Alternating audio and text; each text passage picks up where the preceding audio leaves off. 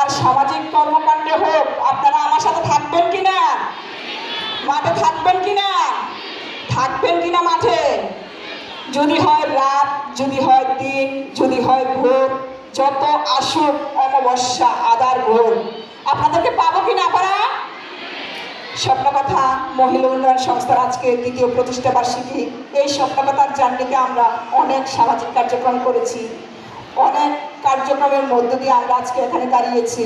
অনেক নারীদেরকে আমরা অনেক রকমের সহযোগিতা করেছি এবং এই জার্নি শুধু আমার একার না, অনেক পুরুষদের অনেক কৃতিত্ব আছে যারা অর্থনৈতিক অবদান এটার পিছনে নির্বিঘ্নে কাজ করেছে, যারা না জানিয়ে চুপিসারে অনেক অনেক অর্থ ডোনেট করেছেন।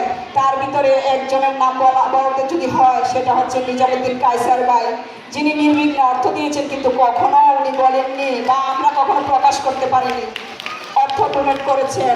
এমন নির্বিঘ্নে আমাদের মাহবুব চৌধুরী কাকা অর্থ ডোনেট করেছেন, মামুন মজুমদার কাকা সহ, ইউসুফ মোল্লা টিপু ভাই সহ আরও অনেক দেশ এবং দেশের বাহিরে যারা অবস্থান করছেন, তারা অর্থ ডোনেট করার পর বলে, যদি আমার নাম বলেন আমি অর্থ দেব না, আমি ডোনেট করব না। এমন পরিস্থিতিতেও অনেক অর্থ আমরা পেয়েছি, অনেক সহযোগিতা পেয়েছি। যে সহযোগিতার হাত ধরে আজকে আমরা এত বড় একটা নারী নেতৃত্বের একটা বিশাল বহর সৃষ্টি হয়েছে, সেটা একমাত্র এই স্বপ্নকথার কারণেই সম্ভব হয়েছে। আজকে নারীদের জন্য যে কোনো সমস্যা সমাধানে আমরা মোকাবেলা করেছি বিদায়, সকলের সমস্যায় ছুটে গিয়েছি বিদায় আমরা আজকে সফল হয়েছি। এই ঈদেও আমরা 200 নারী নেত্রীকে শাড়ি দিয়েছি না? 200 নারী নেত্রীকে শাড়ি দিয়েছি এবং আমরা প্রতিবন্ধীদের মাঝে ঈদ সামগ্রী বিতরণ করেছি এবং এইগুলোতেও দেশ এবং দেশের বাহির থেকে আমেরিকান বৈজ্ঞানিক তোহা, ওনার কথা যদি বলি, উনি একজন নিবৃত্তচারী, উনি নির্বিঘ্নে অনেক অর্থ ডোনেট করে গেছেন। ওনার ওই অর্থ ডোনেটের অবদান আমরা কখনো আমরা ঋণ শোধ করতে পারবো না।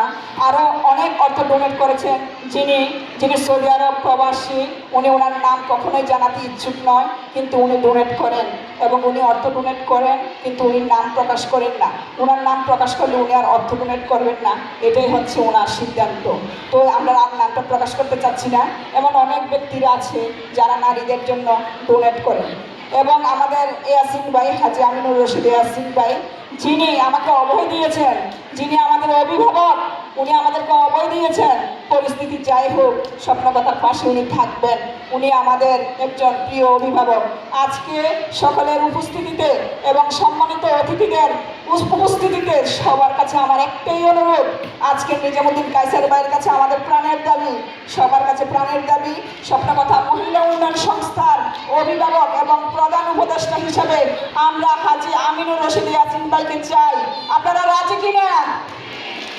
আমরা হাজি আমিনুর রশিদ ইয়াসিন ভাইকে আমরা এই সংস্থার অভিভাবক হিসেবে চাই। পাশাপাশি ইউসুফ মোল্লা টিপু ভাই এবং আমাদের নিজামুদ্দিন কায়সার ভাই, মাহবুব কাকা, মামুন কাকা সহ যারা আছেন অভিভাবকরা, তারা আমাদের সাথে তাল মিলিয়ে আমাদেরকে সমন্বয় করে রাজিউর রহমান রাজীব ভাই সহ সবাই আমাদেরকে এগিয়ে নিয়ে যাবেন।